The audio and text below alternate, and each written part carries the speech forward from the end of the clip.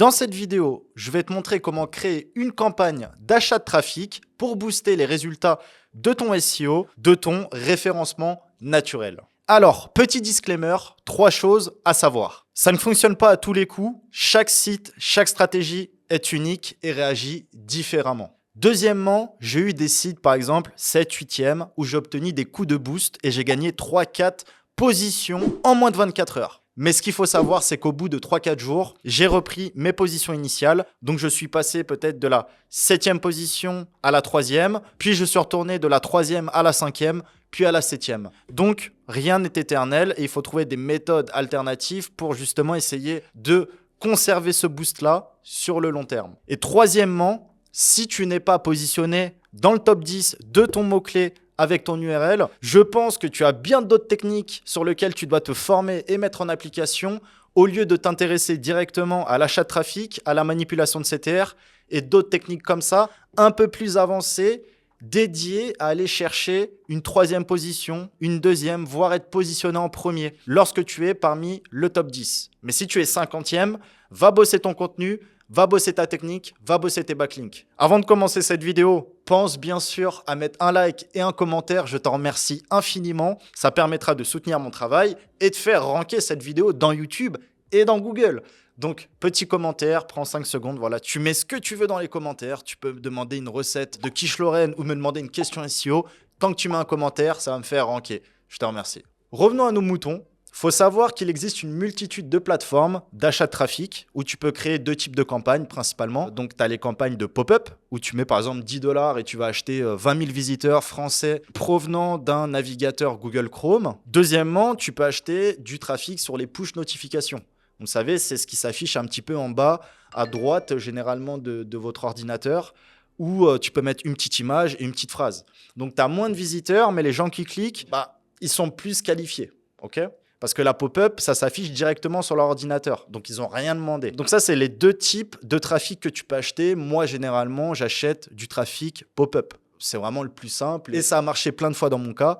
Donc, c'est pour ça que je réitère cette chose-là. Parmi les régies les plus connues, alors j'en ai testé beaucoup. Aujourd'hui, je vous montre avec AdMaven. Mais il faut savoir, globalement, toutes les régies sont les mêmes. Si vous cherchez bien, je vous mets un screen là, justement. Et vous avez une liste vraiment exhaustive de plein de plateformes, parmi les meilleures plateformes pour acheter du trafic. Et là, dans l'exemple que je vous montre, j'ai envoyé du trafic. Ça a pris 4 positions en 24 heures avec seulement 5 $ de budget. Ce qu'il faut savoir, c'est que quelques jours après, j'ai perdu ces positions. Ok, les amis, là, on va procéder à la démo rapidement sur AdMaven. AdMaven, moi, j'ai fait que quelques campagnes dessus. Donc, c'est pour ça que je vous incite à tester. Ça marche super bien. Donc, sur AdMaven, j'ai la possibilité de créer une campagne de pop-up. Donc pop-up comme sur les sites adultes, les sites de streaming comme vous connaissez, ou une campagne de push notification. Ici, on va faire super simple. Je vais créer une campagne de pop-up, donc je vais l'appeler pop-up 1. En total budget, donc imaginons sur 3 jours, on va voir, je ne sais plus c'est quoi le budget minimum quotidien de AdMaven, on va voir ça tout de suite.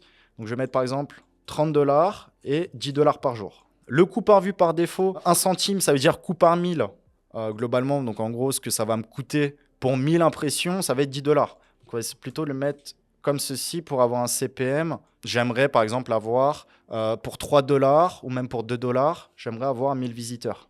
Donc le minimum, on va dire, on va tester des configs. Je vous avoue que je ne suis pas énormément habitué à AdMaven, mais ça ressemble globalement à toutes les régies comme Propeller Ads, PopCache, etc. C'est toujours un petit peu les mêmes configurations. Donc là, je peux choisir ici comment je peux dépenser mon budget. Donc ça, c'est plutôt intéressant. Est-ce que je souhaite, par exemple, dès qu'il est minuit, dépenser mon budget de la journée, en gros, à minuit 1, ou je peux demander une planification, on va dire, régulière sur la journée. C'est ce qu'ils expliquent en anglais. Le budget sera distribué proportionnellement dans la journée. Et ASAP, ce sera dans le budget, il sera envoyé dès que possible. Donc, on va garder plutôt un aspect naturel comme ça, evenly. Alors là, ensuite, je peux autoriser la provenance de trafic venant pas essentiellement que des éditeurs de AdMaven, mais aussi de d'autres régies publicitaires. Parce qu'il est possible que AdMaven aussi, par exemple, achète du trafic en fonction de ses besoins sur d'autres régies comme PopAds, PopCache ou Propeller Ads. Donc là, je laisse par défaut, je coche oui. Le nombre de vues par jour, je pourrais mettre, par exemple, 2000 vues.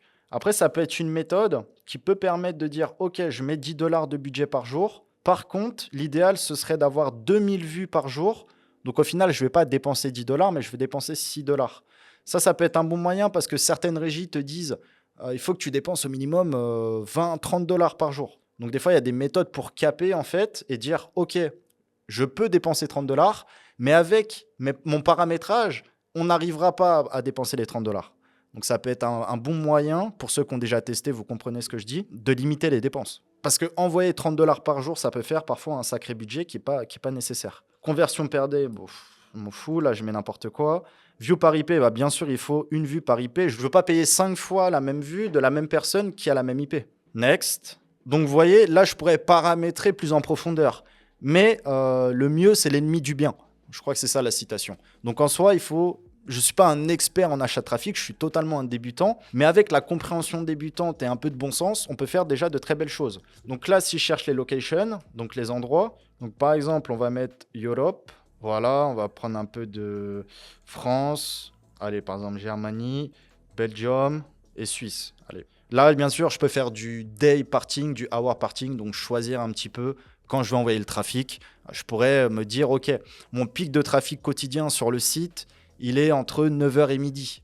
Donc, si je fais un complément d'achat de trafic, parce que j'ai des visiteurs de qualité et je veux booster ça avec du fake trafic, avec du trafic de personnes pas qualifiées, je peux choisir un petit peu la même zone horaire. Ça pourrait permettre de noyer le poisson. Donc là, après, c'est vous qui voyez. Au niveau des langues, globalement, ce qui m'intéresse, c'est le français.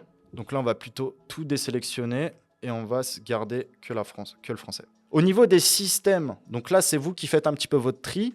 Imaginons que vous voulez que du Google, peut-être parce que vous avez une intention de manipuler le SEO, Discover ou n'importe. Bon, on va garder du Chrome et du Android. Voilà, après peut-être certains vont garder que du Chrome, certains que de l'Android, c'est vous qui voyez. Vous faites vos propres tests, il n'y a pas de configuration parfaite. Généralement, même quand on est un petit peu à l'arrache, et la majorité des campagnes que j'ai faites, pour être honnête, c'est à l'arrache, ça a marché. Il y a même des campagnes où ce n'était pas nécessairement du trafic français, c'est du trafic de partout. Afrique, Asie, etc. Et ça a boosté. Donc des fois, faut pas trop se prendre la tête et plutôt faire un maximum de tests. C'est seulement les tests qui vous diront ce qui fonctionne ou pas. Donc là, ici, je peux choisir les devices. Donc globalement, dans Uno, c'est ce qu'il n'a pas réussi à identifier, donc ça peut être un petit peu tout. Je peux choisir que du mobile. Donc là, par exemple, si je veux faire un petit peu le gars restrictif, que du PC et que du mobile. Je peux choisir également les marques. Bon, voilà, tout ça, je vous laisserai creuser un petit peu. On va juste remettre le Windows pour l'OS, donc le système d'exploitation. Et là, plutôt pour le navigateur, c'est là qu'on mettra que du Chrome. Si on veut faire un truc spécifiquement pour le SEO, pour que Google voit bien, interprète bien l'apport des visiteurs. Voilà, après, si je veux, je peux sélectionner d'autres navigateurs. Moi, c'est vrai que par défaut, j'avais tout laissé en fait. Voilà, j'ai simulé quelque chose de naturel, parce que du Chrome, c'est pas naturel pour moi. Donc, j'ai tout laissé, aussi bien de l'Opera, du Android Browser ou du Firefox. Ok, ici, je peux même choisir le type, apparemment, voilà, de système Internet, si je dis pas de conneries. Voilà, SFR, etc. Donc ça, bien sûr, on laisse par défaut, d'accord ? Ici, voilà, je peux paramétrer davantage, faire quelque chose de propre. Donc, par exemple, sélectionner des domaines à whitelister sur lesquels je ne veux pas que ma pub s'affiche. Donc, par exemple, tous les domaines qui contiennent porn, adulte, je peux les blacklister. Voilà, c'est une possibilité. Je peux blacklister des IP, je peux blacklister des sub-ID. Je peux ici mettre de l'auto-enchère, de l'optimisation des enchères. Donc ça, je ne l'ai pas testé. Après, globalement, ça, c'est surtout lorsqu'on fait vraiment de l'affiliate, lorsqu'on fait de l'achat de trafic pour convertir derrière sur des offres d'affiliation, où en fait, ça va se réguler avec un système de tracking. On sait que si on a mis tant de dollars, on a fait une vente, bah là, on va pouvoir dépenser plus. Si on n'a pas fait de vente, on va pouvoir baisser les enchères parce que ce n'est pas rentable. Donc voilà, tout ça, ça ne nous concerne pas forcément. Nous, ici, on est vraiment que pour de l'achat de trafic à but SEO. Et là, pour terminer, je peux mettre mon URL. Donc, imaginons, voilà, je vais mettre google.com, si c'est l'URL de mon site, /maison. Voilà, imaginons que c'est l'URL maison que je veux booster absolument. Bah, c'est une possibilité. Hop là. Je peux également mettre plusieurs URL. Voilà, si je n'ai pas forcément que cette URL-là, je peux envoyer du trafic sur toiture. Et je vais mettre une troisième URL. Et après, je vais vous expliquer. Moi, ce n'est pas le système que j'utilise. Mais on a la possibilité de mettre plusieurs URL pour dispatcher le trafic sur différentes URL. Ça finit. Ça va mettre quelques heures à être en attente de validation. Et une fois que ce sera validé, la campagne sera lancée. D'accord ? Donc là, j'ai désactivé directement les campagnes parce que j'ai pas envie de dépenser 30 $ pour envoyer du trafic à Google. Maintenant, ce qu'il faut savoir, c'est que je vous ai montré comment envoyer du trafic sur une page et sur plusieurs pages. Et moi, j'ai un système plutôt maison que je détaillerai davantage, où je répondrai aux questions lors du coaching TBL en fin de mois, donc le 28 mai, avec tous les membres de ma formation. On parlera de beaucoup de choses, d'achat de trafic, de manipulation de CTR. Il y aura des intervenants également. Pas mal de petites choses que je pourrais développer davantage dans un contexte plus privé que sur YouTube, parce que là, c'est des milliers de personnes qui voient un petit peu tout. Donc, je peux être assez limité. Mais globalement, ce que vous pouvez faire, si vous avez plusieurs URL, je vais vous montrer un petit exemple. Moi, quelque chose que je fais souvent, c'est de récupérer toutes les différentes URL. Donc, imaginons, on a un site et on veut booster 10 pages de ce site-là. Donc déjà, la première chose, ce serait de récupérer les 10 pages. Voilà, ici, j'ai pris un site au hasard qui fait de l'affiliation sur des produits minceurs. Donc, je récupère le sitemap, clac, clac, très rapide. Et disons que j'ai envie de booster, imaginons que c'est mon site, et j'ai envie de booster uniquement ces URL-là. Voilà, une dizaine d'URL francophones, donc je vais virer les URL allemandes. Et j'ai ces URL-là. Donc là, je peux demander à ChatGPT directement, fais-moi un script pour rediriger l'utilisateur vers une de ces URL. Donc, bien préciser que le script est en PHP. Et en fait, ce script-là, je vais le mettre, par exemple, sur un de mes sites, qui va s'appeler romain.php. Et tout le trafic, je vais l'envoyer vers romain.php. Et chaque visiteur sera redirigé de manière aléatoire sur une des URL. Donc, ça peut être la première URL, la 4e ou la 7e.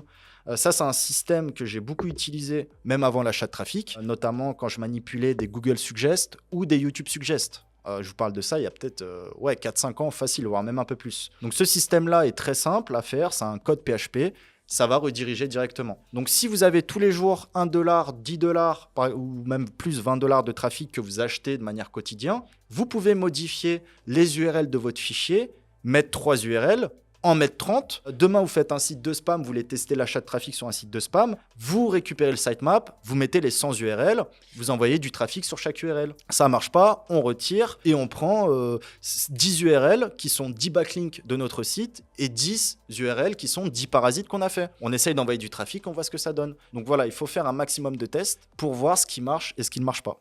Donc là, ce type de script PHP, hop, comme je l'ai expliqué précédemment, je vais un peu vite, mais il n'y a pas de temps à perdre. Vous pouvez créer un script PHP voilà, sur votre site qui va s'appeler fichier.php.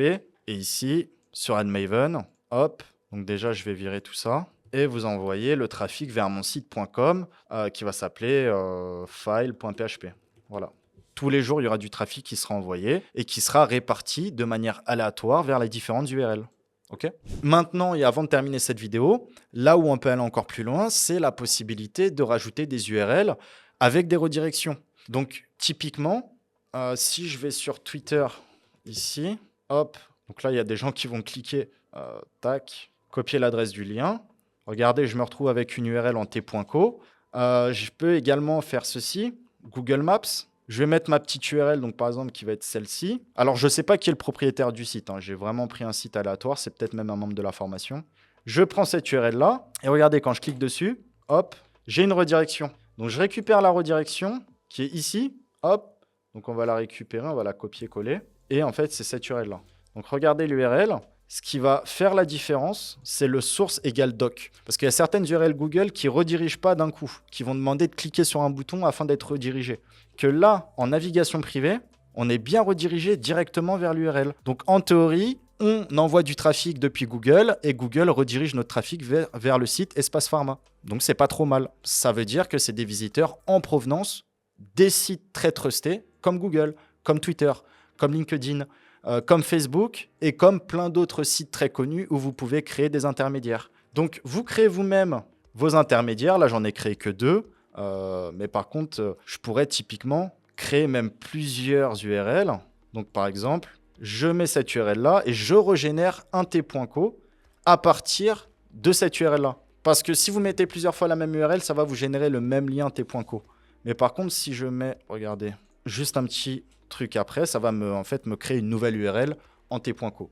Donc en fait, vous pouvez créer 10 URL t.co. Ça va toujours rediriger vers la même source, mais à partir d'URL différentes. Après, vous faites vos propres tests. Et une fois que vous avez vos URL de redirection, de blanchiment, appelez ça comme vous voulez, vous les mettez directement dans le script. Donc, ajoute les URL dans le script PHP. Et là, vous voyez ici, l'URL t.co a été ajouté, l'URL Google a été ajouté. Je pourrais ajouter, comme je le disais, des URL Facebook, LinkedIn, peut-être en creusant Instagram. Alors, Instagram, je sais que c'est plus compliqué. Mais voilà, en tout cas, là, je vous ai donné quelques pistes, mais il y a moyen d'aller beaucoup plus loin et trouver beaucoup mieux que Twitter ou Google. Et avant de terminer cette vidéo, je pense que vous avez la question, est-ce que ça peut pénaliser mon site ? Alors, il n'y a pas de réponse universelle, je vous épargne le blabla, etc. Mais de ce que moi je pense, c'est que si c'était aussi simple de pénaliser un site en envoyant 10 000, 100 000, 1 million de visiteurs, tout le monde le ferait.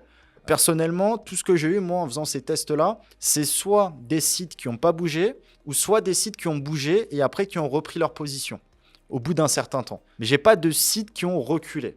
Bon les amis, c'est la fin de la vidéo. J'espère que vous avez apprécié. N'hésitez pas à la regarder une deuxième fois. Je vais assez vite. C'est vrai que c'est pas forcément accessible aux hyper débutants en termes de jargon ou de vulgarisation. Voilà, donc regardez la vidéo une deuxième ou une troisième fois si nécessaire. Mettez un like, un commentaire. On se dit à très vite. Ciao.